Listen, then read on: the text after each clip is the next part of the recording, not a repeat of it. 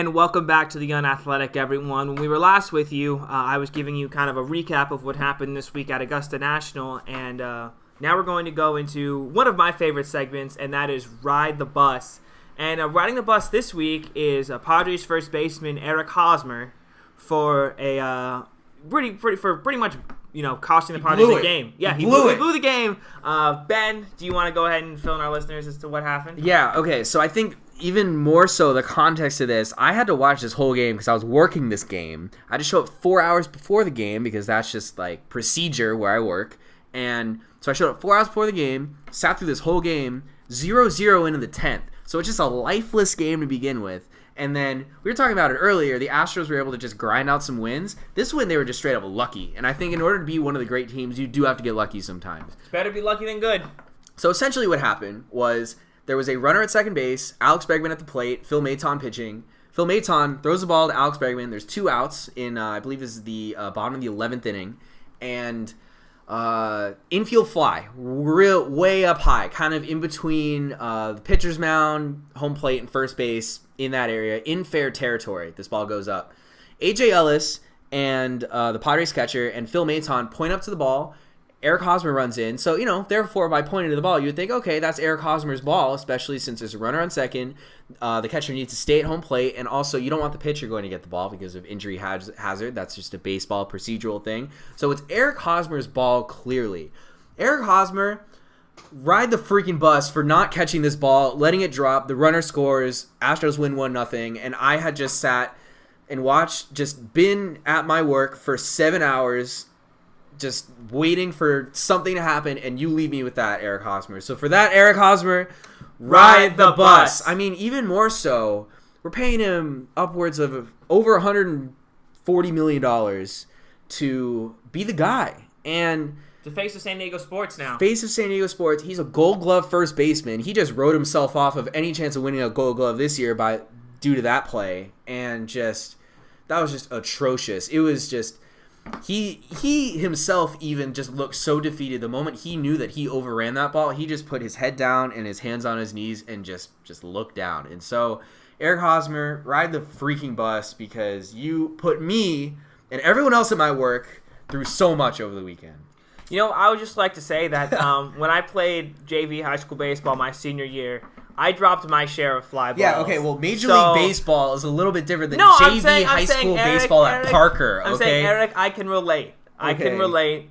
So, you know what? Hey, if you ever want to talk about it, you can just hit me up, my man. On Twitter, yeah. You first you got troops to tweet back at you. I know. So now you got to get Eric Hosmer. Yeah, we just got a celebrity here on the Unathletic, because this is just such a big time podcast. But anyways, Nate, so Hosmer, riding the bus, come on, dude. But you actually have some interesting stuff to update USD with in terms of what's going on with our sports programs here. Yeah, so actually, I remember last week on the show, we kind of made the joke that nothing was going on. Now said I'm still waiting for us to hire a head coach. And then we did. Like, literally that afternoon. The athletics department announced that they have hired Sam Scholl as the head coach. He was the assistant head coach, the acting head coach, and now he's the full-time head coach, and definitely deserves it. He's got plenty of experience coaching, and I think he's the perfect coach to lead this Torero team. And I've actually met him twice right after that. I saw him walking out of the press conference. I just walked him and said congratulations, and then saw him again while I was walking back to Manch from class, and I talked to him, and I'm really excited as to where he's going to take this program. And so that's kind of the big thing going on with USD, and actually also hopefully within the next few weeks we'll have some USD guests on the show. Yeah, Nate's been talking to some basketball players. So we're hoping to get some of USD basketball on the show for you guys. We just need to talk with their compliance people. But we will stay tuned for that. Yes, that's pretty exciting. We'll work out the legal weeds. But in the meantime, just look forward to talking with some of USD's best basketball players. And going back to Sam Scholl, I saw him. He was serving students in Aromas. Yeah. I was there when he was just kind of helping students out. So man of the people. He is definitely a man of the people. He is not high and mighty like the basketball coaches which preceded him. Not to throw anyone else, not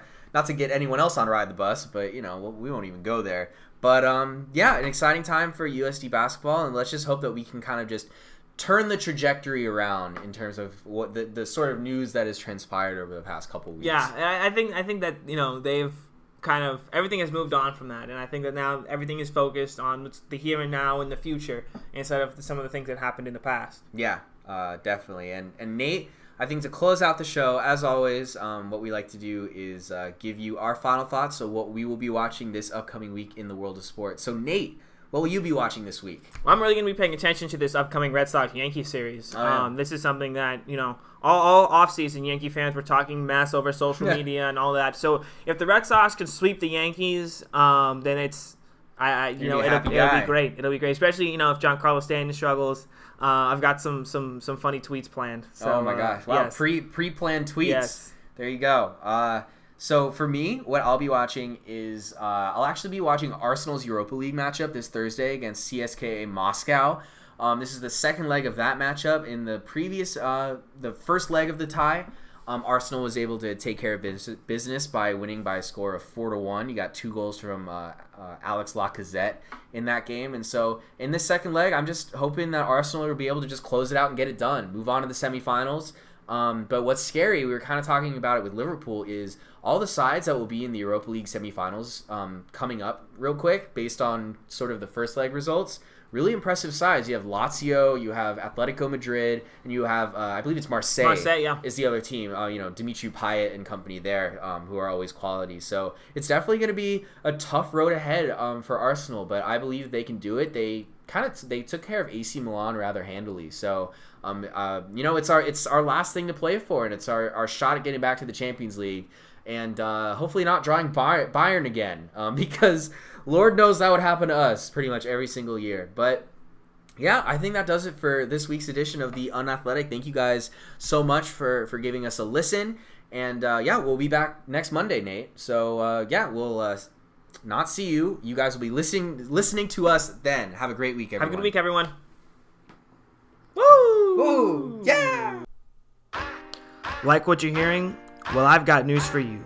You no longer have to wait a whole week to hear from your favorite sports personalities. Hi, I'm Nate Wiggins, and Ben Friedel and I have got you covered. Give our show, The Unathletic, a sports podcast, a listen. We release new episodes every Monday and are committed to bringing you the best content. That's right, the very best content.